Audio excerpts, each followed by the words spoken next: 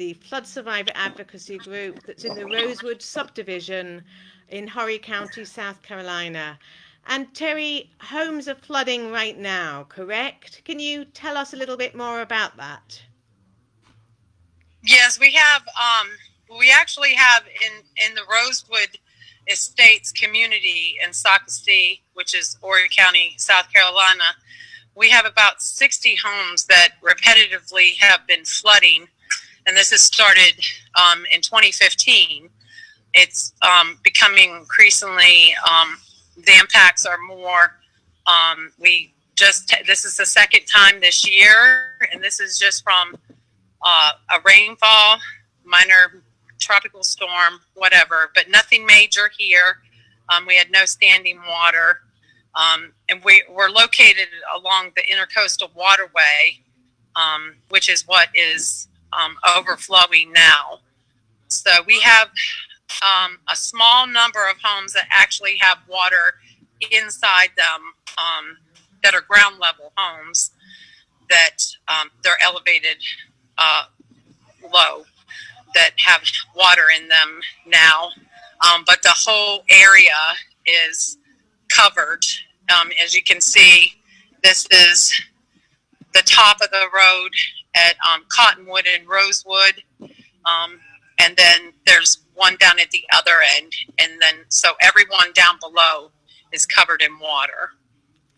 And you mentioned that some homes flooded earlier this year. Are they, out of interest, are they the same homes that actually have got water within them, or are they different homes? No, they're the same homes. They're the same homes. So there are some that are particularly vulnerable.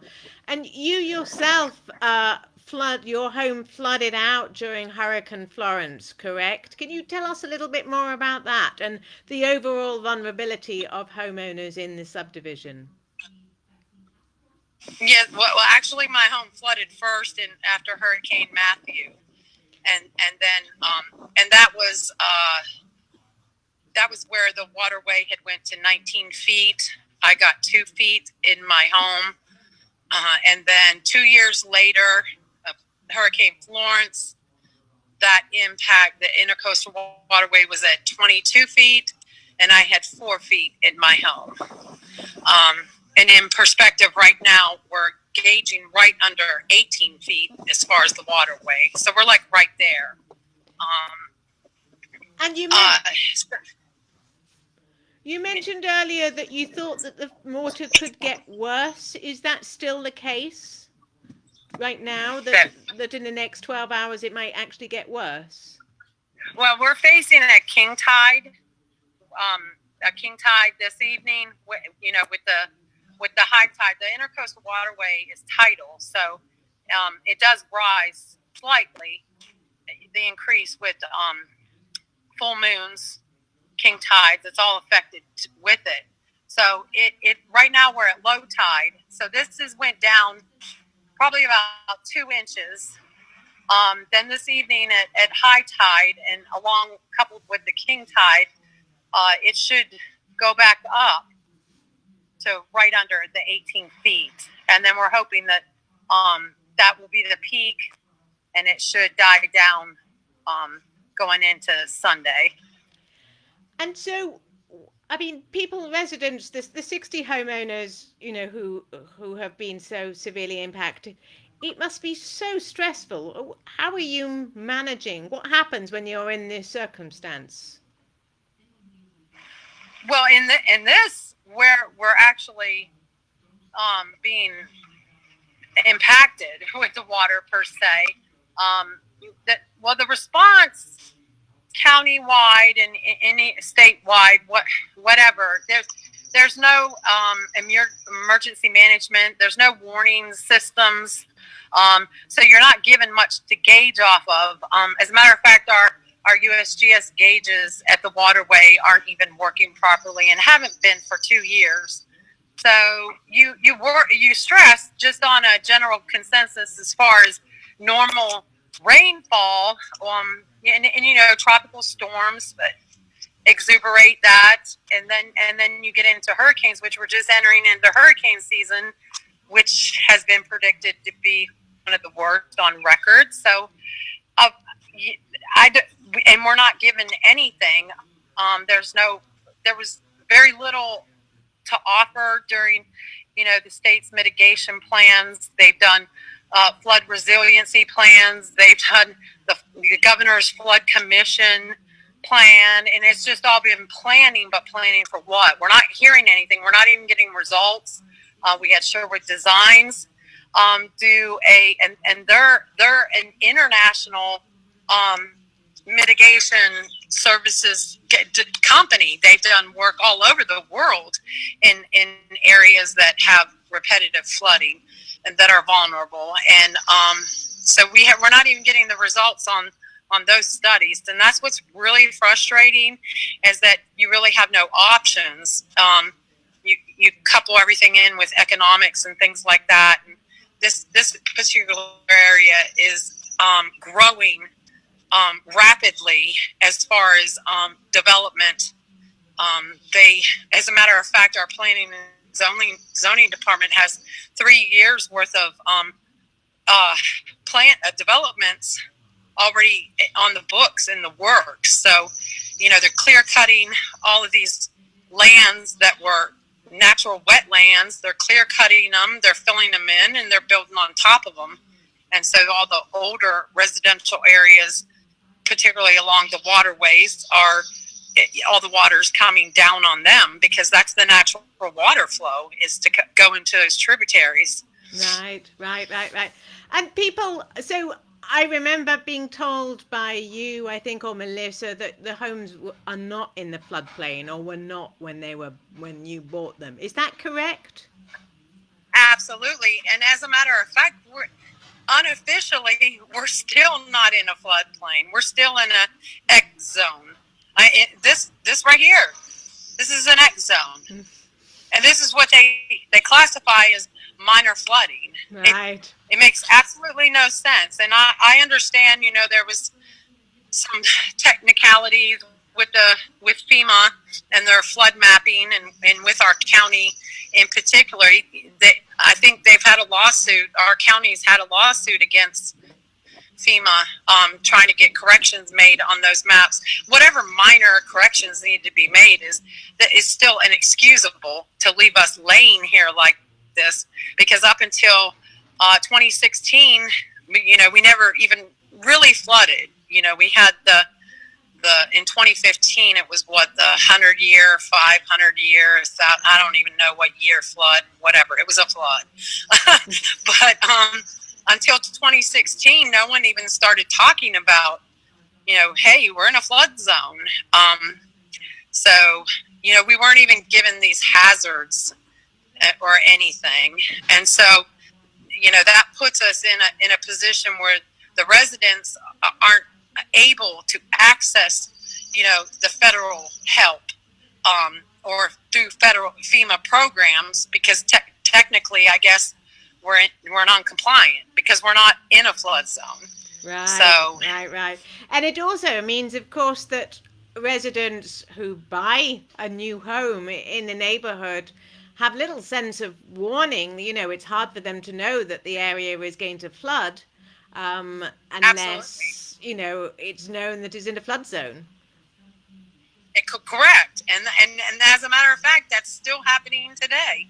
There's people that were just in here the other day. I was out, checking the area, and a lady pulled up, and she said she needed to go look at one of the houses that was on the market. And I looked at her and I said, "Do you want to drive through the water to go look at that?" And she literally said to me, "Well, I could use it as a rental." And I was like, use it as come on. How cruel. Isn't that cruel? So tell me about the buyout programs. We have been working with yourselves to sort of help, navigate how you might get homes bought out through a federal/state/county program called Community Development Block Grant Mitigation Fund. We thought that might be moving ahead, and at least you'd be submitting applications, but I understand that there have been delays. Tell me what you know about that. As far as I know about that, because we were right there, we had such high hopes. We had Representative Tom Rice was involved, and we were going to be going through, you know, what could be done, what options were there, trying to get things implemented. And then with all the COVID-19, that put everything on hold.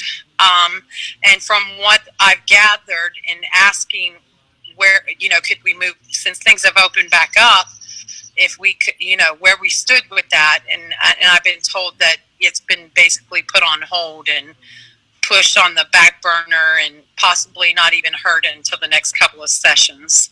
With it being an election year, I think that's also thrown some wrenches into the fire. So, you must be but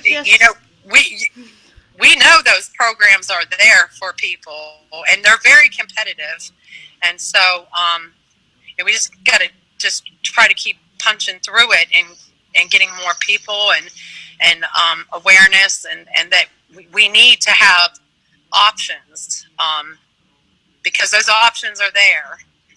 Things are there to help us, mitigate and live safely and get through this. Right. And you had about 30 or 40 homeowners, is that correct, as far as you're aware, who were interested in having their homes bought out? Yes, it was confirmed. It was 30 in this actual development, and then 70, I believe, countywide. Right. That were interested in the buyout program. Wow. So a large portion of them right in your subdivision. And how are your neighbors feeling about these delays? They're frustrated. Some are frustrated, some are angry. Most don't even think it's going to happen, which is, gave the lack in response as well, because we keep giving all this information and we keep, trying to work within the system, and it just doesn't seem to be working. Right. Well, thank you so much, Terri. Thank you for sharing your situation, and our thoughts are very much with you. And let's just hope that they get moving forward quickly on this buyout, because you really, really need help, don't you? Absolutely. We desperately need help. This is critical. This